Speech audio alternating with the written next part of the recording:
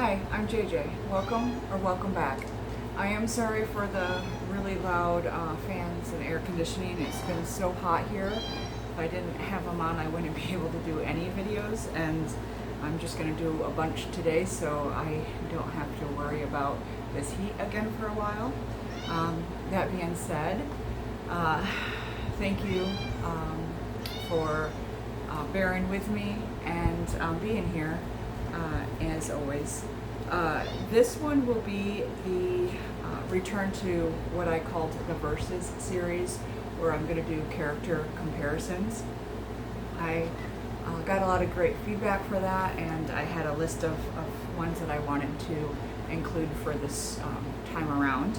So the idea is just, compare and contrast characters from different works, whether it's a lot of them are classics but not all of them, and whether it's ones that are obviously paralleled, or if just in my reading I found some fun and interesting ways to compare and contrast them.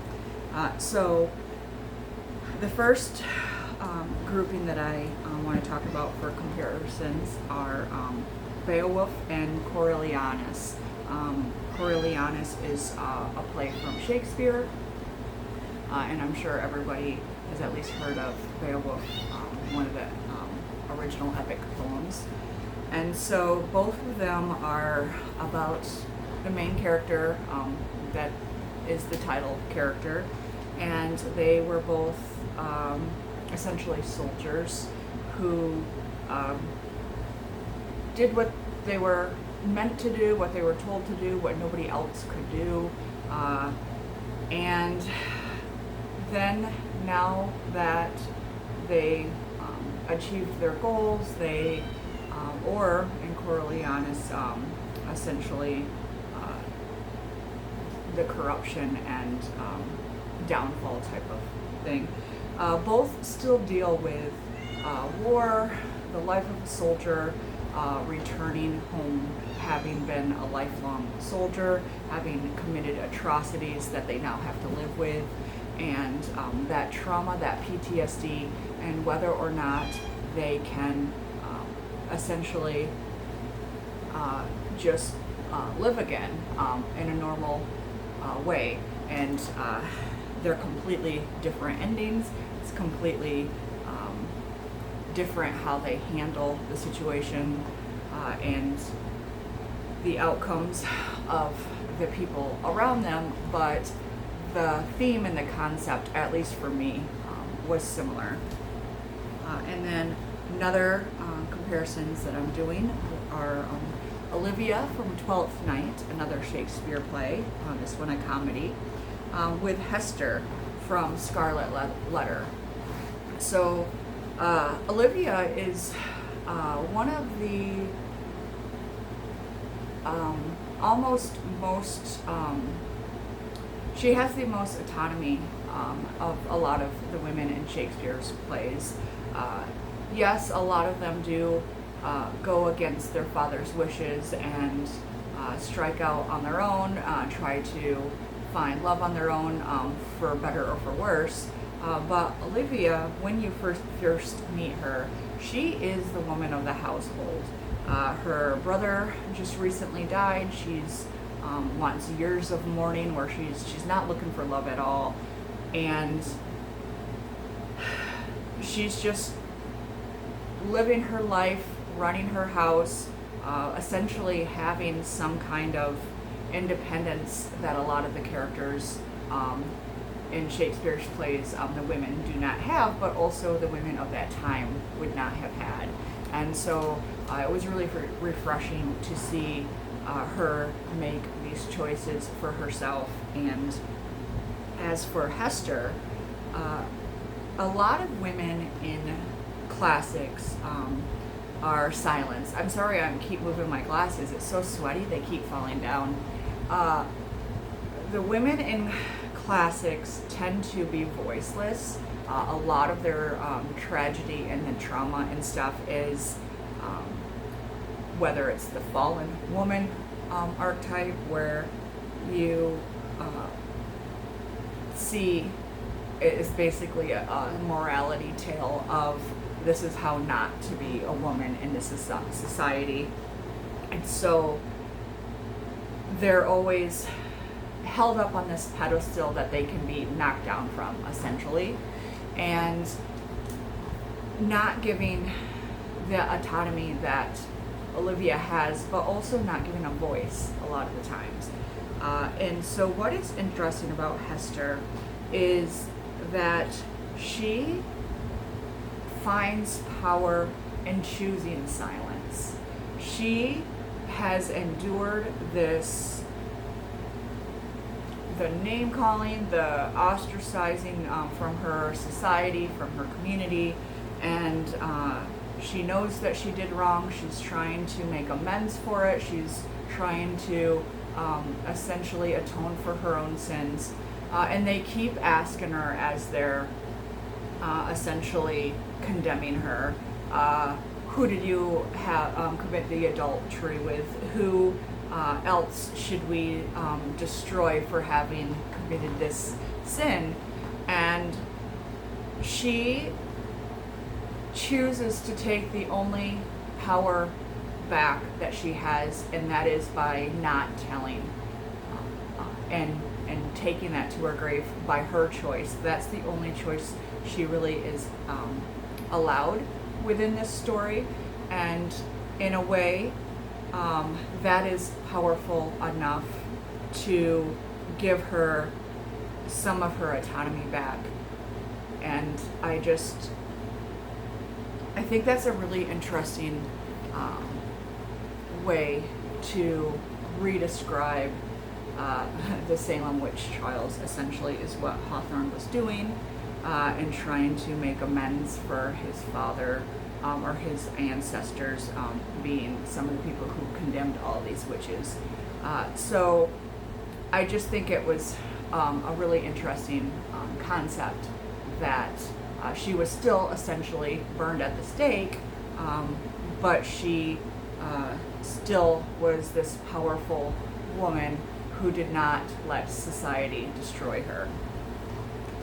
And then Holly Golightly from Breakfast at Tiffany's with Claire from Passing. And I thought this was an interesting way to look at things, because both of these women were essentially, their downfall was the fact that they were trying to escape something by hiding, pretending that they're somebody else, running away from this past. So with Holly, it was that she was already married, and she did not want to raise this older man's family when she was young herself. She wanted freedom, and she wanted her life back, essentially. And with Claire, she was a black woman who was passing as white, and had to toe this dangerous line within this segregated and very racist society. And just thinking about how the roles that they were playing, and how it gave them some freedom and some independence and some power at the cost of their actual freedom to be themselves, and to be safe in that, and not have their past catch up with them. Another one was Dorian Gray, from The Picture of Dorian Gray, and Frankenstein, Dr. Frankenstein from Frankenstein. So Dorian became monster-like as he sought immortality, and as he did not age, and as the crimes and atrocities that he created, or that he completed, were transformed onto this picture so that he could look spotless and perfect and young forever and beautiful forever, without having consequences. We got to see how monstrous he became, with no real regret and no shame or remorse, or not having to worry about hiding his inner demons and his evilness, because it was on display elsewhere, so he could move around freely. And so by comparing that to Frankenstein, who his obsession and corruption of this creation that he made with who became his monster, he, in a sense, at least to me, was like Dorian, and that he got to come off as this almost victim, even though he was the villain, and he got to transfer all his monstrous qualities onto his monster, who outwardly reflected his inward biases and hatred and fears and loneliness, that morphed into him rejecting the very life that he created, and therefore making this thing that could have loved him and who could have been anything, become monstrous as well. And then another comparison, these ones are a little bit more obvious, which would be Mr. Darcy from Pride and Prejudice with John Thornton from North and South, especially since Elizabeth Gaskell was a fan of Jane Austen, and sort of almost did a retelling, but was inspired by Pride and Prejudice to write North and South. So obviously the characters are going to be very similar, and so you have these actually wealthy men, who are good men, who their first interactions and in their the way that they meet the women that they end up falling for, and the love stories that the books tell, is not ideal. And so the women have their own misgivings about them, their own prejudices, and basically they interpret their interactions with them completely different than who they are as people. And it's just really interesting to see how the characters grow over time, as you get this negative view of them at first, because you're getting the point of view from the woman, essentially, and then as you kind of start peeling the layers away, realizing the depth there, the complexity, the morality, how sometimes it is a bit gray, especially more so for Thornton, even though overall they're very decent men, and were not thought such at first by the women they end up marrying. And then the other obvious one would be Estella from Great Expectations with Cynthia from Wives and Daughters, which is another Elizabeth Gaskell work, which was another kind of nod and inspiration. So she actually was friends with Dickens, and you can see the influence in the basically inspiration of how Stella, who was corrupted by Miss Havisham, into using Pip and not really being able to trust men, not truly knowing herself, getting stuck in a bad situation just because she essentially makes a choice that she was not really prepared for, in marrying a man who ended up being abusive towards her. But you get this sense that she is at least trying and struggling, whereas we already know Miss Haversham has given up all hope and just is vindictive and wants to hurt people around her like she has been hurt. Estella's more of a pawn, and that's exactly what Cynthia is. And Cynthia keeps telling her stepsister, Molly, that I don't care about anyone, I don't know how to love, I only care about you, and the rest of the world can essentially burn. She keeps telling her, don't trust me, I'm a horrible person. But we don't always see glimpses of that. We actually see that she's a lot better than what she believes she is, what she was taught she was. And once again, she was misused, cast aside by her mother. And how the parent figures in their lives are the ones who make them not see themselves clearly, and therefore not see the world clearly.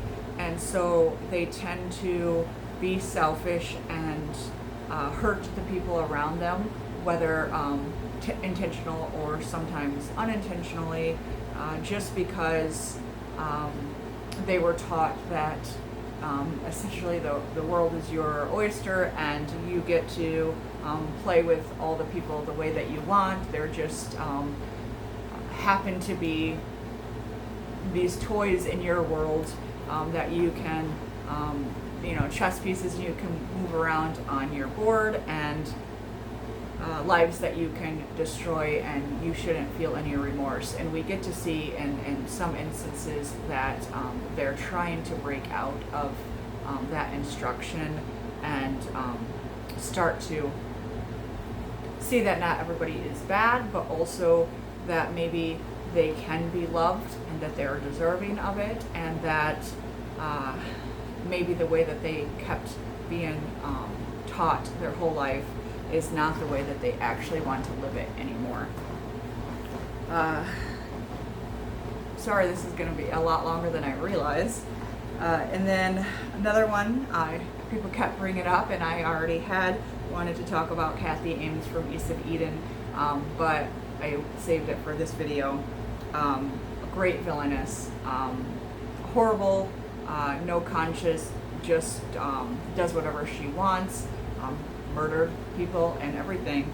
And so I wanted to compare her. I've done some comparisons here and there with I think some other of the books that I've read, but I don't know if I've done a direct comparison. But I was going to do it with Raskolnikov from Crime and Punishment, just because he also commits murder, but you can see his guilt start to eat away at him as he essentially knows that people are onto him, and he's gotta keep trying to stay above the law, or ahead of the law essentially, whereas Kathy will just murder whoever is onto her, or flee to the next town and start a life again and just do it all over again. She just doesn't have that guilt that eats her away, even though essentially they've both committed this the same crime of murder. She does it far more often than he did. And then another one from Lolita, Humbert, obviously horrible guy. I was going to compare him to Kathy, but instead I chose Ferdias from Woman at Point Zero.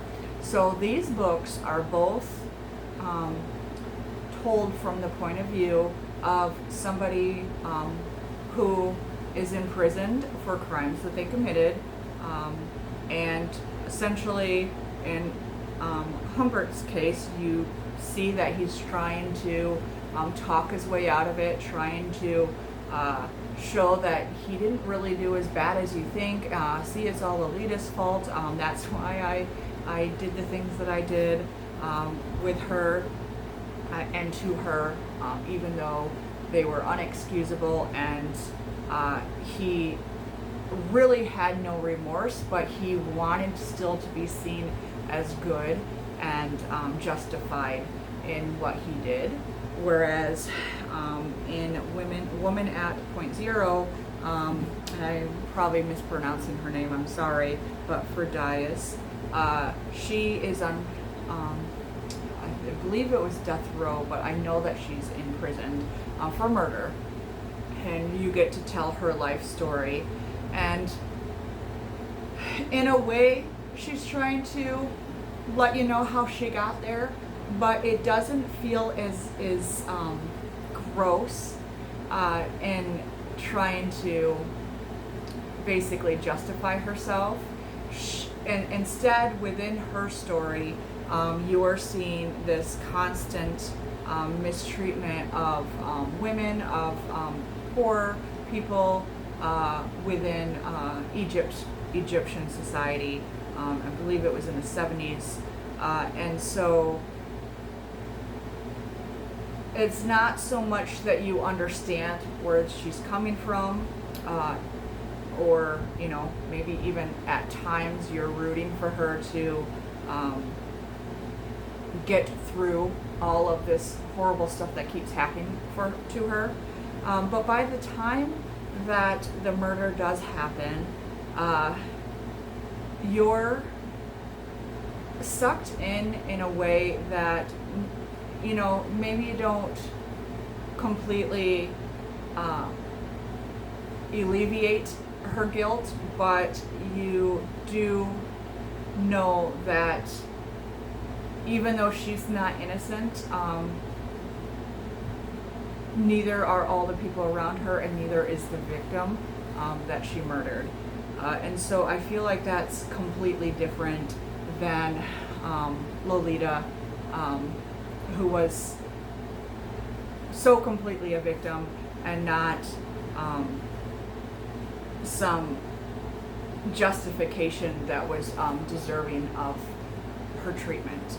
And so whereas the other ones, it's fun to compare and contrast and see the similarities. That one I really liked to pay attention to the differences. And two more, and then I'll be done with this video. Charlie from Perks of Being a Wallflower, and Holden Caulfield from Catcher in the Rye. Both are coming of age stories, and this will be another not so much comparison but a lot more contrast. Is they both are isolated, they feel lonely, but whereas Holden already seems to be disheartened with the world and almost more of a loner by choice because he just doesn't like people, Charlie still has this hope in him. One of my favorite lines, always quotable and stuff, and now I can't remember because I've read the book several times, but I also watched the movie several times, if my favorite quote is only from the movie or not. But he has a crush on this girl who doesn't see him at first. Like, they're friends, but she's always off with other people and other people who are being awful to her. And he's talking to his teacher, wondering, you know, why isn't she with somebody who's better, somebody that will treat her well? And he's told that people accept the love they think they deserve. And it's thoughtful and deep in a way that's simple, but that's more how he's different, is that he's seeking to understand people, trying to figure out how to fit within this world rather than excludes himself from the world. the way that I feel that Holden did. And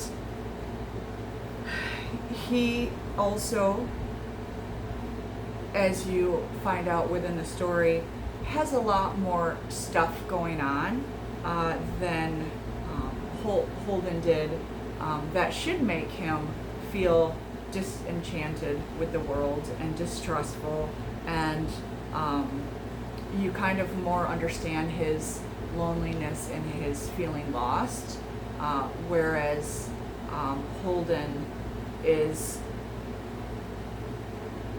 not as justified in it, but that doesn't mean that he doesn't genuinely feel these feelings. It's just more tangible for me anyway with Charlie. And then the last one is comparing Romeo and Juliet to Hermia and Lysander. And I know that a lot of these are the Shakespeare, which is why I am wearing my Shakespeare shirt. But both of these are young people who are essentially, they're trying to buck the system that their parents put in place, that all the people around them put in place, whether it's age-old feud that they don't understand, like in Romeo and Juliet, or the laws of the land, where if a girl goes against her father, she can be put to death. They're willing, both couples, to risk everything for a chance at a love that they found. But it's more representative of a different way, of this hope for a new world that they're not living in, and just trying to show the difference between youth and the older generation, and how one is seeking to replace the other, and how one is more successful at it than the other, as you get the tragedy, obviously, of Romeo and Juliet, but you get this happy ending and this hopefulness of change that Hermia and Lysander have. And so both of them, whether it's this magical world that is a dream world for Midsummer Night's Dream, or this serious world where this blood feud is actually killing people. In both of them, you get this sense that their love, you get to experience how love is. It makes you hopeful in a way, but it also makes you irrational and crazy, and makes no sense, as Romeo was in love with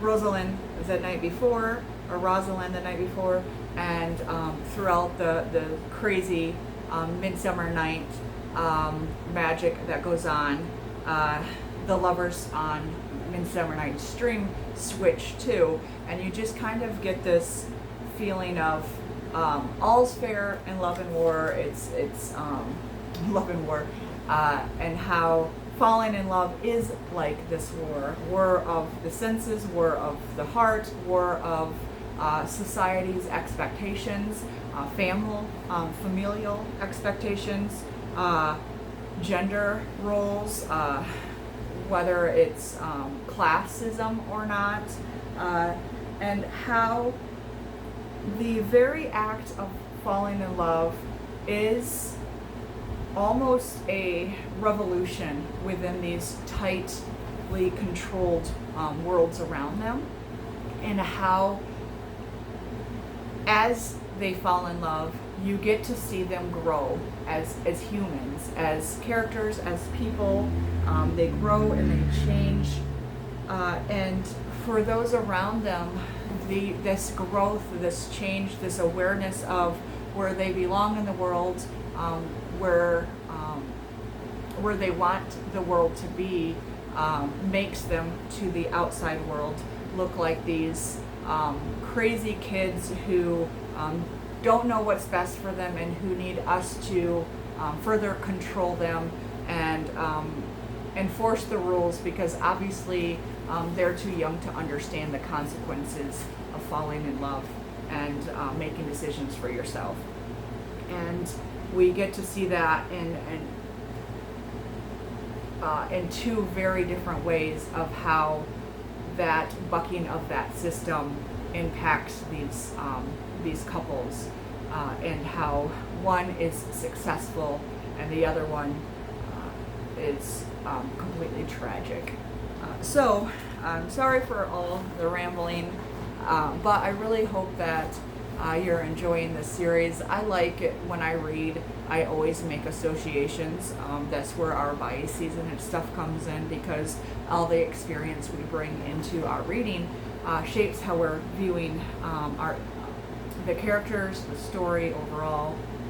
And I think, for me anyway, it adds a richness to it if I can see how they subverted a well-known story, or essentially a trope that I expected, and they went a different way, or they're putting similar characters in completely different situations and seeing how they react, or they're putting completely different characters in similar situations and seeing how they make different choices based on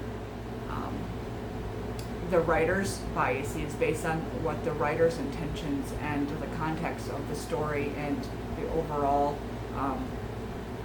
motivations and stuff happen. So I like to just play around as I read, by running essentially through this catalog I keep in my mind of oh, this is familiar but not, and how is it different, how is it the same, and it just makes me interact with that piece that I'm reading in a different way. So if you disagree or agree with any of these, if you haven't heard of any of these and now you're interested in finding out more about their story, or if you have, once again, any other characters that you find interesting to compare and contrast, I would really love to hear about it. As always, thank you for watching, and happy reading.